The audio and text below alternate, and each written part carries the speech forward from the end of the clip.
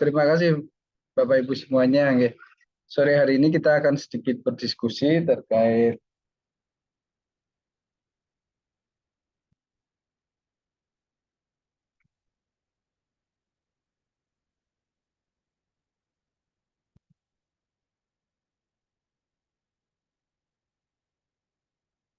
ya, mohon maaf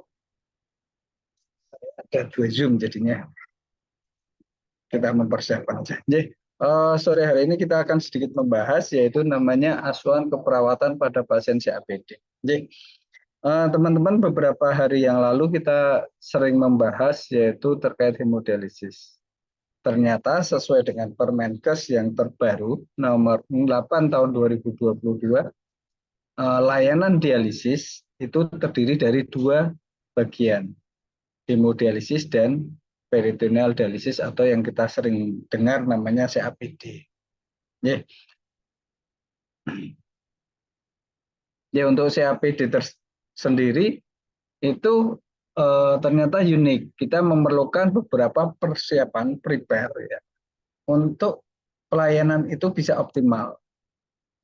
Kalau hemodialisis dipastikan adalah peran kita yang besar, yaitu peran tenaga kesehatannya. Tapi CAPD ini peran pasien juga sangat berkaitan erat terkait terhadap kualitas hidup pasiennya tersebut. Maka dari itu kita akan sedikit membahas, nanti teman-teman bisa berdiskusi bagaimana sih kita memberi pelayanan CAPD. Mohon izin share materi ya. Baik, Pak.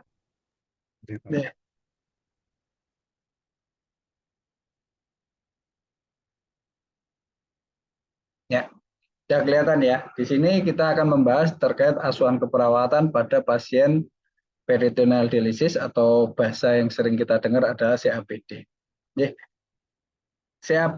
Kita tahu teman-teman ya, kalau kita membahas penyakit ginjal kronis, pasti ginjal kita sudah mengalami kerusakan sehingga yang fungsi harusnya dia harus membersihkan tubuh kita dari sisa volume, kelebihan cairan itu tidak bisa dilakukan dengan optimal sehingga di dalam tubuh kita, darah kita itu banyak menumpuk namanya ureum ya. Jadinya pasien kita sering melihat atau teman-teman bisa merasakan pasien kita mengalami uremia. Nah, maka gagal ginjal tahap akhir atau end-stage renal disease itu harus kita pertahankan. Ya, bagaimana kita harus bisa melakukan aktivitasnya, terus yang kedua pasien kita bisa bertahan hidupnya, ya, dengan bantuan terapi pengganti ginjal. Maka itu kita akan bahas kali ini. Kalau kemarin sudah membahas hemodialisis, kita akan membahas peritoneal dialisis.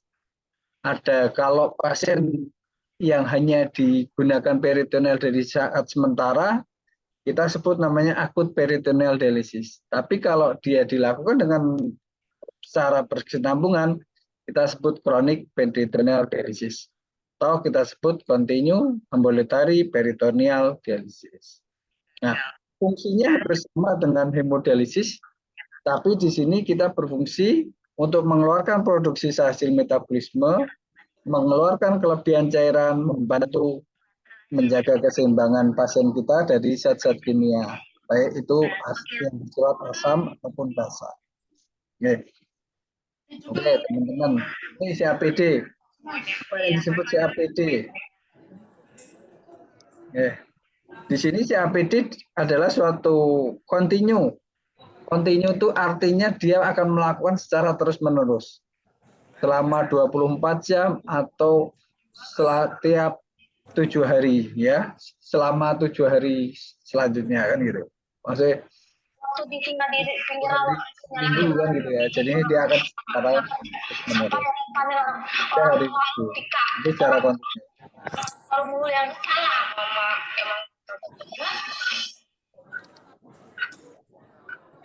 Oke, saya lanjut. Oke, ambulatori. Nah, di ambulatori ini pasien kita akan lebih bebas bergeraknya, bisa beraktivitas dengan normal ya. Jadinya yang dulu kalau hemodialisis dia akan terpantau jadwal hemodialisis, kalau ambulatori ini dia lebih bebas, mau kapanpun silahkan. Terus peritoneal, nah, peritoneal ini adalah suatu peritoneum yang akan berfungsi sebagai membran semi permeabelnya. Kalau di hemodialisis kemarin kita ada ginjal buatan yang kita sebut dialiser. Nah, di CAPD ini kita menggunakan rongga peritoneum kita sebagai membran semi permeabelnya. Nah, kalau dialisis sendiri adalah suatu proses membersihkan tubuh dari sisa hasil metabolisme atau kelebihan cairan di dalam tubuh kita.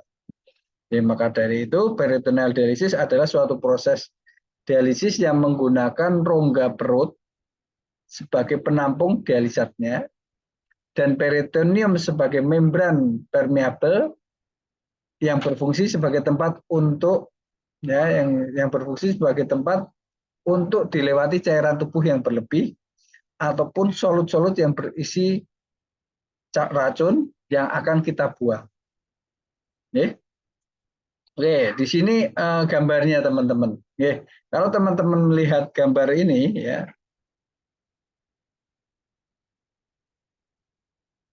gambar di sini terlihat jelas rongga peritoneum itu akan kita isi cairan, kan gitu. Ya. Di dalam rongga peritoneum itu ternyata di dinding-dinding peritoneum ini ada selaput tipis yang bisa kita sebut membran peritoneum. Nah, membran ini ya yang akan berfungsi dari penyaring darah yang ada di dalam tubuh kita. Jadi di dalam membran ini ada beberapa kapiler-kapiler nih yang akan membantu proses filtrasi atau penyaringan darah di dalam tubuh kita. Oke. Nah, cara anatomis ya membran peritoneum itu suatu rongga ya di bagian perut yang membungkus organ-organ tubuh kita. Apa bang? Lambung, ginjal, usus ya di dalam rongga perut itu terdapat sel-sel darah atau kita sebut kapiler ya yang berada pada satu sisi dari membran peritoneum. Nah, kapiler inilah yang akan berfungsi dari proses dialisisnya. Oke. Secara anatomi, rongga peritoneum itu bisa berisi kurang lebih 100 ml cairan yang berfungsi sebagai lubrikan ya atau pelicin di dalam membran peritoneum. Nah, pada kita orang dewasa, rongga peritoneum ini ternyata bisa mentolerir lebih dari 2 liter tanpa menimbul gangguan. Teman-teman lihat beberapa pasien kita yang mengalami asites itu ya, kalau jenengan ukur lengannya, ukur lingkar perutnya, terus lihat cairannya itu kurang lebih bisa sampai 10 liter atau bahkan lebih. Pasien kami yang mengalami asites pernah kita fungsi lebih bisa jadi 12 liter kita bisa tarik. Maka itu pada orang dewasa peritoneum ini sangat bisa mentolerir cairan lebih dari 2 liter. Nah, membran ini peritoneum ini merupakan lapisan yang bersifat permeabel, semi permeabel. Kalau teman-teman bisa mengukur luas permukaan, kurang lebih luas surface areanya membran peritoneum kurang lebih 1 sampai 1,55 meter persegi yang terdiri dari 2 bagian. Yang pertama adalah parietal peritoneum yang berfungsi untuk melapisi dinding rongga perut. Ya. Terus bagian yang menutupi organ di dalam perut yang kita sebut visceral peritoneum. Nah, di dalam peritoneum itu ternyata suplai darah ya, suplai sirkulasi darah di pada membran tersebut kurang lebih 60 sampai 100 ml per menit. Bayangkan kalau kita lihat kalau teman-teman melihat operasi di bagian peritoneum, SC ataupun laparotomi, pasti akan banyak darah yang akan terbuang. Oke. Maka itu di sini peritoneum ya kalau teman-teman lihat di gambar ya, ini terdiri ini ya. Kalau ini dipotong dari lapisan samping ya. Ya ini untuk peritoneum. Jadi dia akan membungkus namanya usus, ya, pankreas dan ginjal dan sebagainya. Nah, secara dasarnya, secara prinsipnya kita hanya menanamkan sebuah kateter, ya, kita sebut kateter tank off kateter. Kita akan masukkan ke dalam rongga peritoneum untuk sebagai sarana hubungan atau saluran, di mana saluran cairan ini akan bisa dilalui oleh cairan dari luar ke dalam perutnya. Ya. Nah, untuk pemasangan kateter yang tank off ini menggunakan teknik operasi, baik itu operasi lokal ataupun general anesthesia. Konsentrasi di dalam yang kita sering nanti namanya CAPD, ya, itu pasti. Nah, ini teman-teman, kalau teman-teman melihat gambarnya kateter tank off, ya seperti ini. Ya, kateter seperti kalau kita lihat itu kayak kateter atau NGT gitu ya, NGT. Nah, itu kita masukkan ke dalam rongga peritoneum, ya. Nah, di dalam rongga peritoneum ini dia akan bersama kita pasang kalau bisa di bawah seperti ini. Karena kita menggunakan prinsip gravitasi kan gitu ya. Kalau kita duduk, cairan akan turun ke bawah dan sehingga bisa kita keluarkan. Kalau teman-teman membahas ini kateter tank off kayak kita menguras kolam atau kamar mandi, ya. Jadi selangnya kita taruh di bawah supaya airnya bisa kita keluarkan. Nah, begitu juga pada kateter tank off ini. Kateter tank off ini kita tanam ke dalam rongga peritoneum dan kita diamkan selama ini masih bisa kita gunakan. Oke.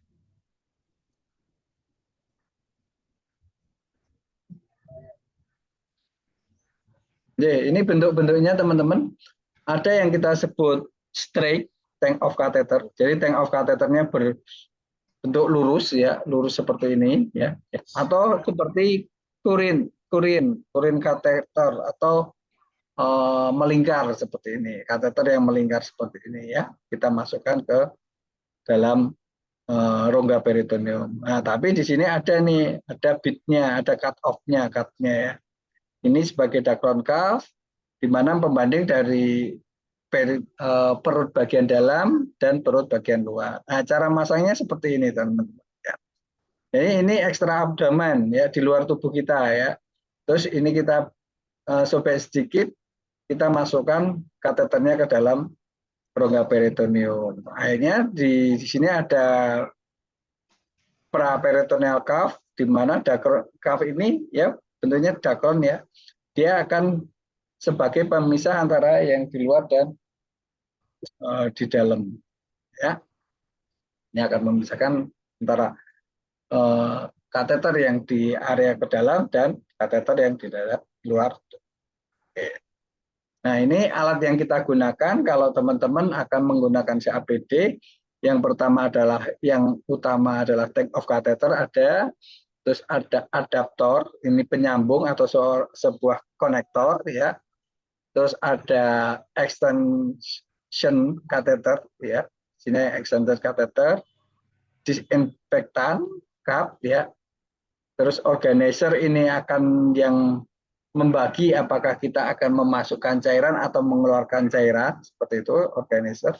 Nah, dan cairan yang paling penting adalah larutan dialisatnya, ya. Larutan dialisat ada yang larutan berisi cairan dialisat 2 liter, ya. Ada yang kantong kosongnya, ya. Ataupun ini seperti di pasien yang lain. Kalau tadi produknya dari produk A, sekarang di produk B juga hampir sama, ya. Cuma di sini pembedanya tidak ada organizer, tapi digunakan dengan klem seperti ini, ya. Di sini ini adalah cairan dialisatnya, ya, atau DNL-nya, ya. Terus yang kedua minicap. Minicap itu penutup yang ada betadinnya seperti itu. Okay. Terus menggunakan klem seperti ini, ya, ultra klem kita sebut. Terus ada timbangan dan masker dan hand wash-nya, ya. Oke, Nah, secara prinsip seperti ini teman-teman. Kalau proses penyakit peritoneal dialisis ini, ya cairan dialisatnya kurang lebih ya bisa kita masukkan ke dalam rongga peritoneum kurang lebih 2 liter ya dimasukkan dalam rongga peritoneum melalui kateter take off tadi ya. Terus setelah kita masukkan, kita diamkan waktunya kurang lebih 6 sampai 8 jam. Ada yang 6 sampai 10 jam tergantung konsentrasinya. Selanjutnya peritoneum akan bekerja sebagai membran semipermeable yang akan mengambil sisa-sisa hasil metabolisme. Nah, proses ini yang sering kita lakukan adalah proses osmosis, difusi dan konveksi ya yang terjadi di dalam rongga peritoneum. Proses penggantian ini, waktu tunggu ini kita sebut namanya dwelling time. Ya. Nah, kalau jenengan lihat gambar di sini ya, cairan akan kita masukkan ke dalam rongga peritoneum, kita tunggu sampai 6 sampai 8 jam. Selanjutnya kita keluarkan kalau bila sudah memenuhi waktunya. Nah, proses penggantian cairan ini berlangsung setiap hari 3 sampai 4 kali dalam sehari atau selama 7 hari dalam seminggu. Ya. Ini tidak ada hari libur mereka menggantinya. Ini proses penggantian, teman-teman. Apabila kita akan mengatur proses penggantian, mungkin di jam siang atau pagi hari kita lebih pendekkan waktunya, ya 7 sampai 11 IM, terus 11 sampai jam 4 sore, 4 sore sampai 9 atau 10 malam, ya 10 malam sampai 7 pagi. Nah, ini adalah proses siklus, contoh siklusnya. Ada yang siklus sampai 4 kali atau 6 kali ya, itu tergantung kondisi pasiennya. Ya. Nah, proses penggantian di dalam peritoneal dialisis sering kita sebut namanya fill, dwelling time, dan drain. Ya. Filling, dwell, dan time. Drain. Ya. Nah, ini kalau teman-teman melihat ya di sini ya pada saat dianial atau campuran mineral dan gula ini dilarutkan dalam air, kita sebut cairan dialisisnya ya. Jadinya kalau kemarin ada namanya asid bikarbonat, tapi kalau pada peritoneal dialisis cairan dianialnya adalah campuran antara mineral dan glukosa ya.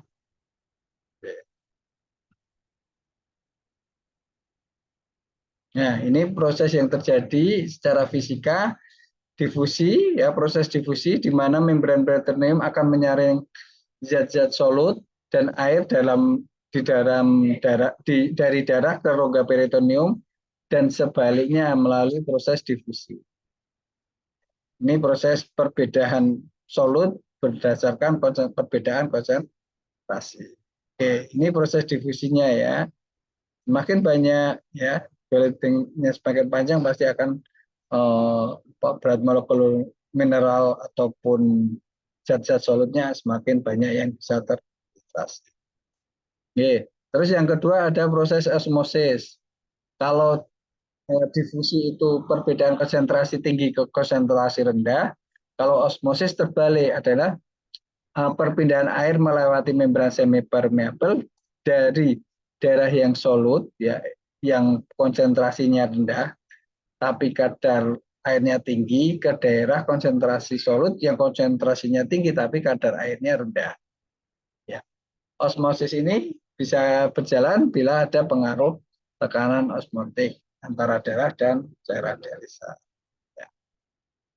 Nah, ini untuk konsentrasi kita bisa menggunakan ini. Ini ada 2 contoh pabrikan yang menggunakan Baxter dan Fresenius.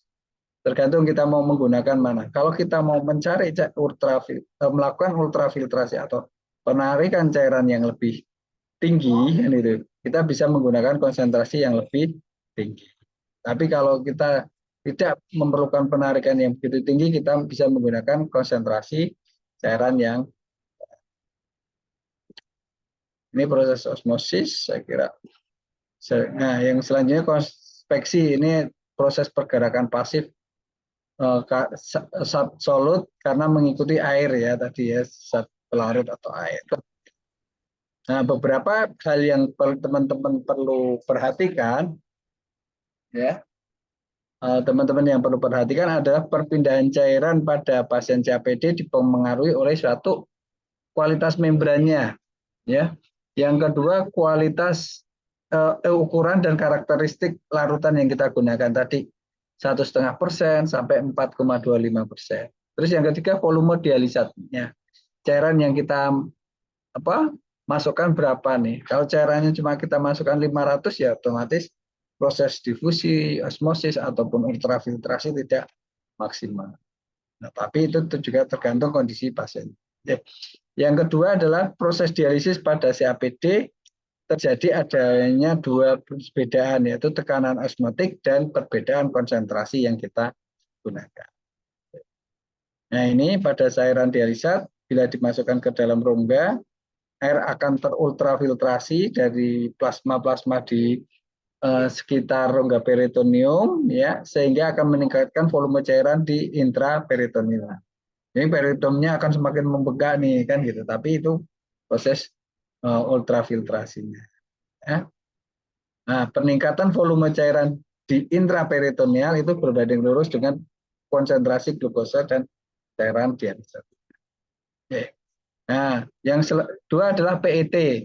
Ini PET juga sangat penting. Ini adalah suatu tes ya yang kita lakukan secara periodik untuk mengetahui seberapa tinggi kecepatan transportasi air dan zat terlarut yang bisa dieliminir oleh peritoneum kita. Ini standar konsentrasinya teman-teman. Natrium, kalsium, magnesium, dan kaliumnya. Nah, ini keuntungan teman-teman antara CAPD dan hemodialisis. Kalau hemodialisis kita tahu ya dia harus cuci darah seminggu 2 kali.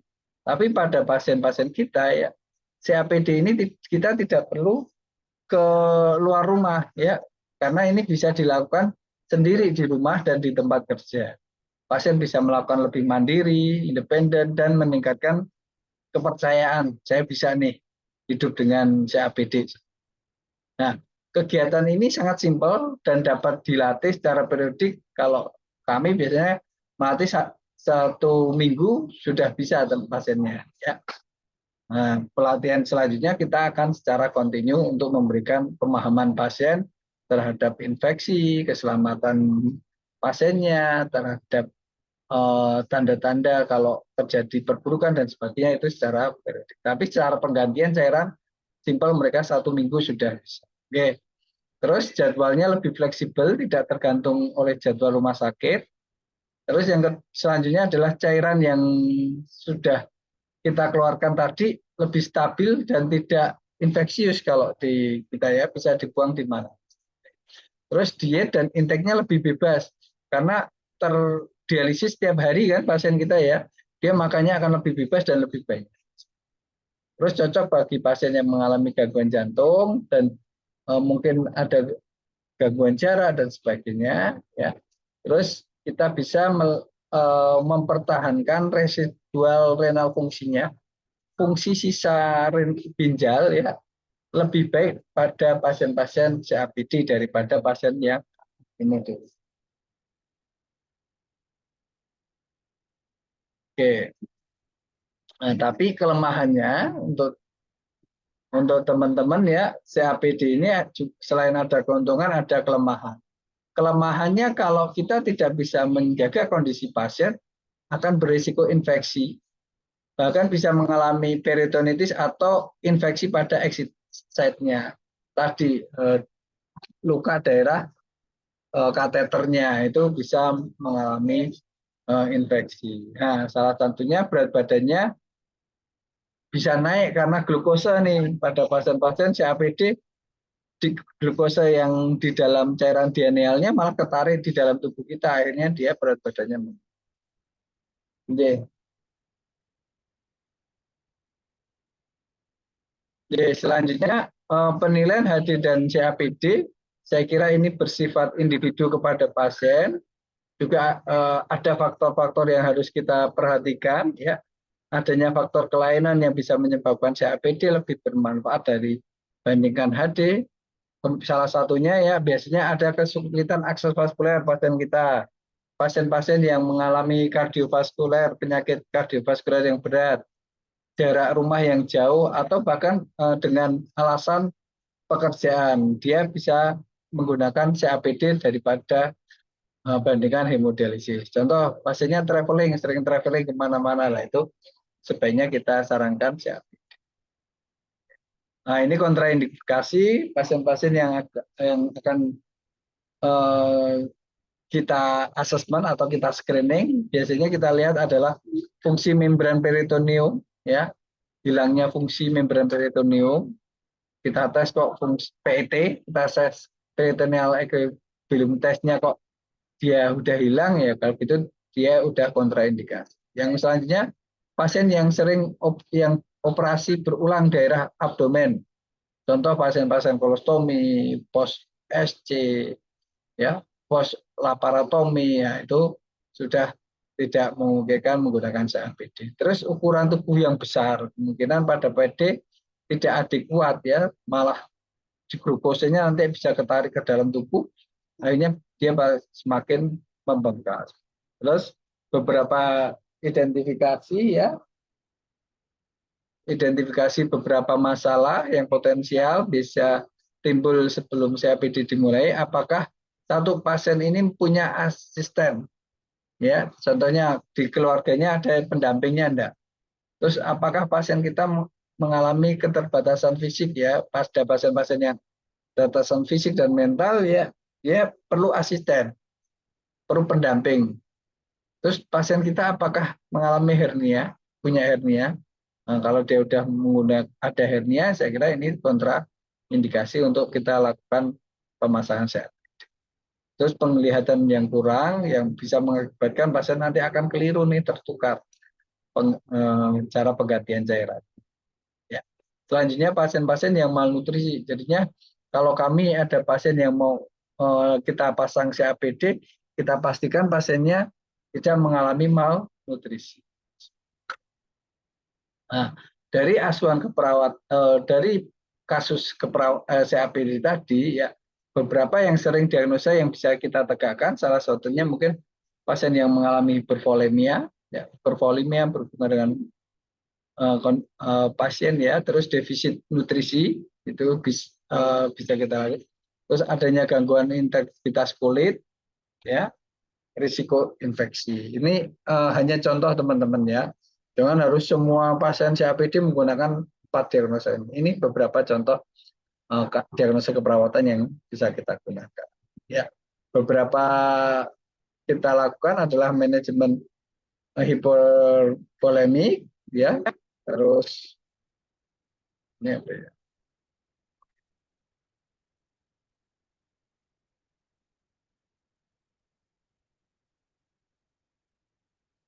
Ya, ya, manajemen hipervolemik bisa kita lakukan, ya. Terus nutrisi pada pasien-pasien, ya. Terus ada manajemen peritoneal dialisis, lah itu bisa kita gunakan, ya, intervensi yang bisa kita lakukan. Terus kita lakukan perawatan diri, support group atau dukungan perawatan diri, ya. Terus support system yang bisa kita lakukan, edukasi, ya, beberapa, dan kolaborasi untuk edukasi dan konsultasi bagaimana perawatan integritas tersebut. Terus risiko infeksi kita lakukan pencegahan, ya. Terus nutrisi, manajemen dukungan, ya.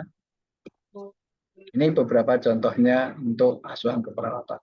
Tapi diagnosa keperawatan, intervensi, dan luaran akan mengikuti sesuai dengan kasus yang kita lihat. Mungkin itu teman-teman untuk kasus CAPD, ya, asuhan keperawatan CAPD. Untuk lebih jelasnya, saya akan membagikan videonya kalau masih ada, ya. Ya.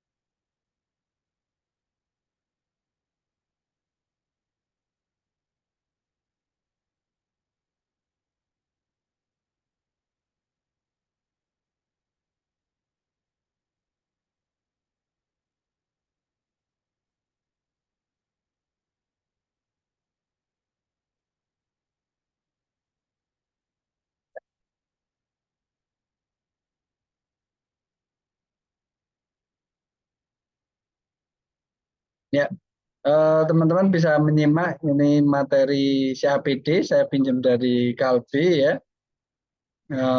Monggo disimak. Selamat datang dalam video edukasi tentang CAPD atau Continuous Ambulatory Peritoneal Dialysis. Apakah CAPD itu? CAPD adalah suatu teknik cuci darah yang dilakukan di dalam tubuh pasien sendiri dengan memanfaatkan suatu lapisan membran yang ada di rongga perut, yang disebut dengan peritoneum.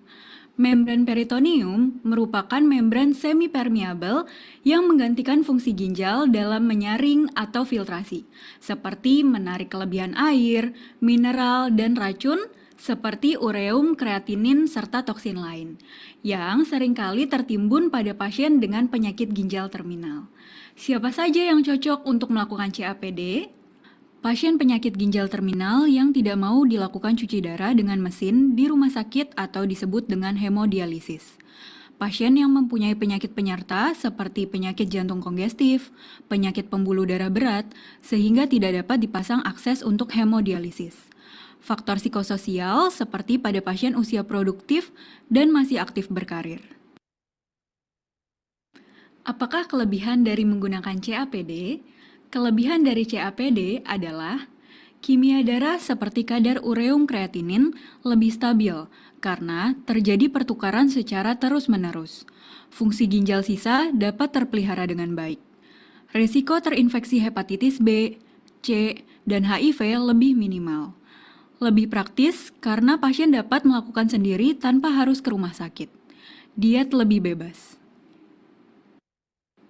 Bagaimanakah prosedur dari CAPD sendiri? CAPD dilakukan secara manual, tanpa menggunakan mesin dan dapat dilakukan secara mandiri. Berikut langkah-langkah dalam melakukan CAPD. Pertama, dalam melakukan prosedur CAPD, dibutuhkan ruangan yang cukup luas, terang, bersih, dan mempunyai ventilasi yang baik. Cuci tangan terlebih dahulu sebelum memulai proses CAPD. Persiapkan semua perlengkapan yang dibutuhkan, seperti meja, kursi, timbangan, tiang infus, cairan CAPD, mini cap, ultra clamp, masker, dan alkohol.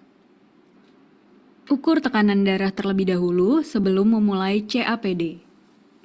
Lakukan teknik aseptik dengan menggunakan alkohol di area yang akan digunakan untuk prosedur CAPD. Periksa terlebih dahulu kemasan, kandungan, dan tanggal kadaluarsa. Buka kantong cairan CAPD dan pisahkan kantong drain dari kantong cairan CAPD.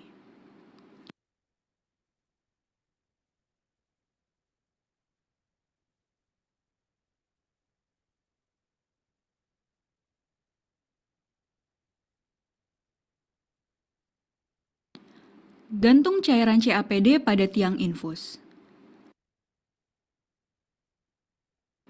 Pisahkan V-line dari drain line. Pasang ultra clamp pada V-line.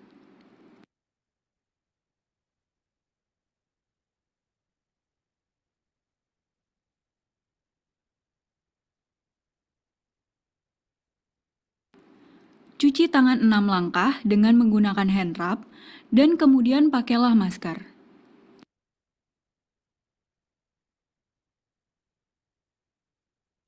Keluarkan transfer set yang terletak di perut pasien.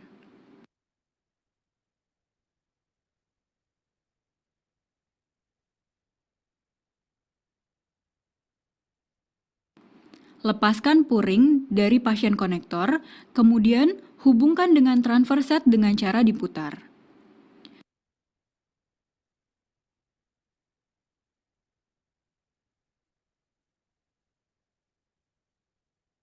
Buka twist clamp untuk mengalirkan cairan peritoneal ke dalam kantong drain.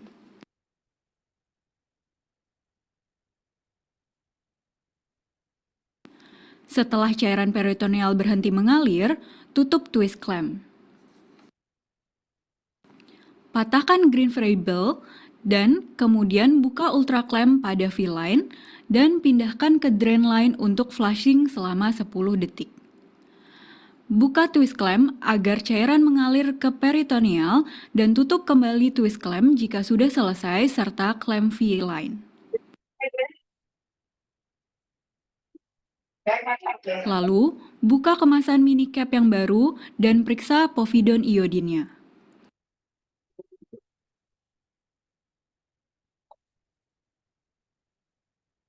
Setelah itu, lepaskan pasien konektor dari transfer set dan tutup dengan mini cap yang baru.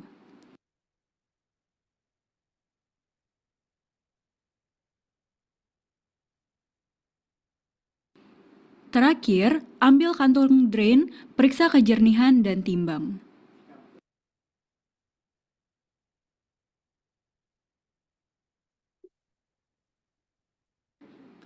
Hal-hal apa saja yang harus diperhatikan selama melakukan CAPD?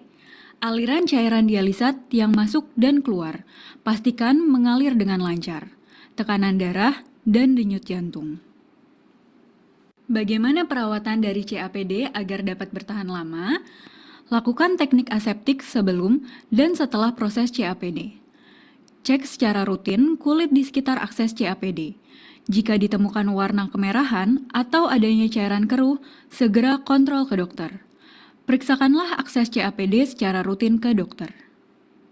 Demikianlah video edukasi tentang CAPD yang dipersembahkan oleh PT Kalbe Farma. Terima kasih. Ya, oke. Mungkin itu teman-teman dari saya untuk asuhan keperawatan CAPD. Mungkin ada yang ditanyakan, silakan.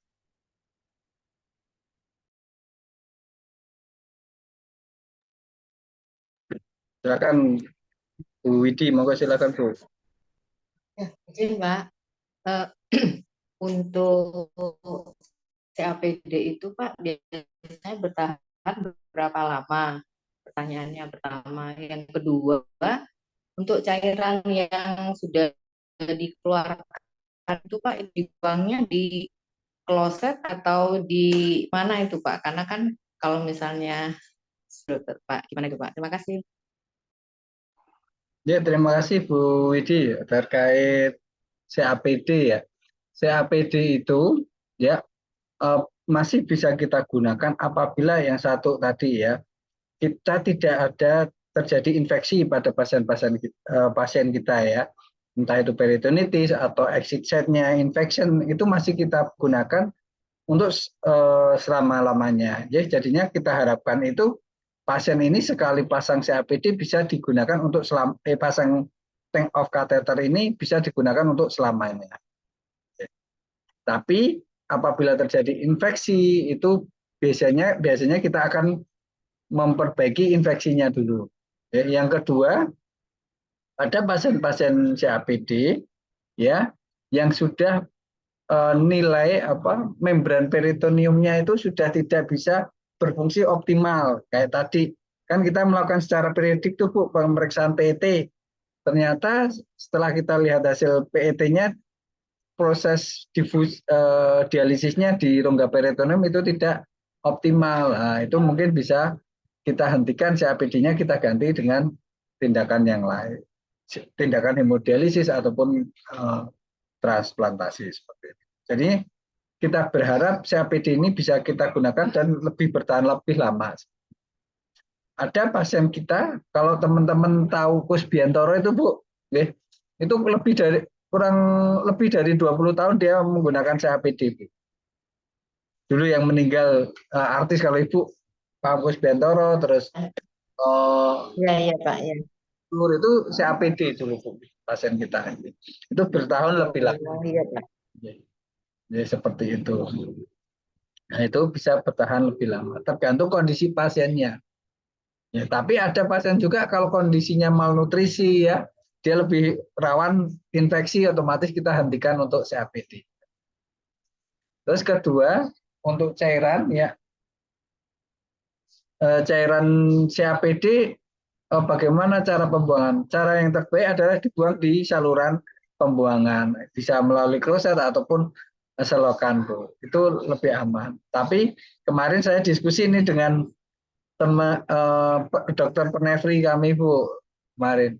Ternyata dia juga menggunakan cairan CAPD itu untuk menyiram cairan di rumahnya gitu Bu. Ternyata kalau walaupun itu belum ada penelitiannya tapi malah buat menyirami di tanamannya dan itu tanamannya subur. Tapi kita tidak merekomendasikan karena belum ada penelitiannya ya Bu ya. Jadi lebih aman kita buang di selokan atau di kloset seperti itu. Oke. Mungkin itu Bu untuk proses pembuangan dan bagaimana CRPD itu berjalan. Oke, mungkin itu Bu Widi. Oke, baik Pak, terima kasih. Selamat sore Pak. Oke, ada yang ditanyakan Bapak Ibu, silakan.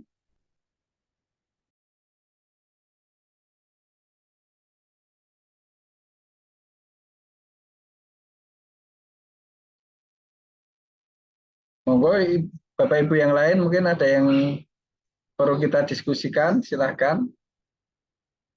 Atau mau tanya yang lain selain CAPD juga monggo, silakan.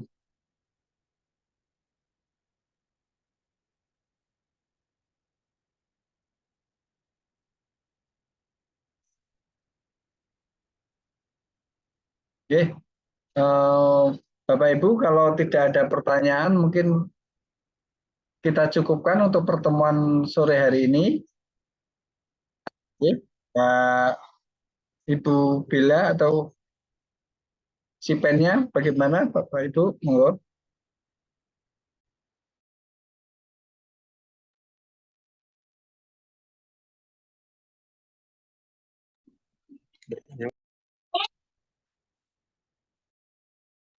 Ya.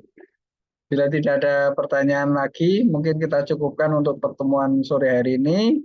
Kita akhiri. Wassalamualaikum warahmatullahi wabarakatuh. Matur suwun Bapak Ibu. Waalaikumsalam Pak, selamat sore. Terima kasih Pak. Selamat sore Pak. Sore-sore. Silih nggih, suwun. Iya, Pak.